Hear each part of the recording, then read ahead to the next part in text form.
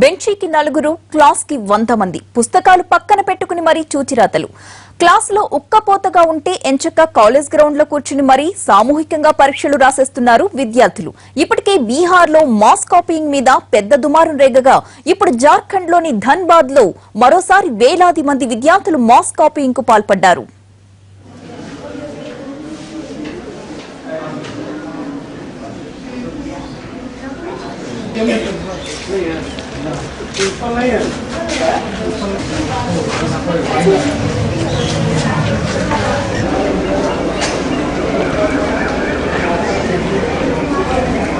पूरा ले बस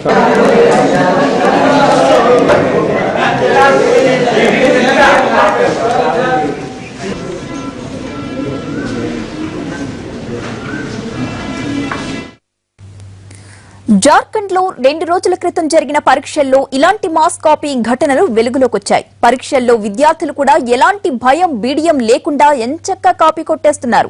ఇంత తతంగం జరుగుతున్నా పరీక్ష అధికారులు స్క్వాడ్ కానీ కాపీయింగ్ ను అడ్డుకోలేకపోయారు. పరీక్షల్లో భారీ ఉత్తీర్ణత కోసం ప్రభుత్వం కూడా కొన్నిసార్లు చూసి చూడనట్లుగా ఉంటుందనే వాదనలు కూడా ఉన్నాయి.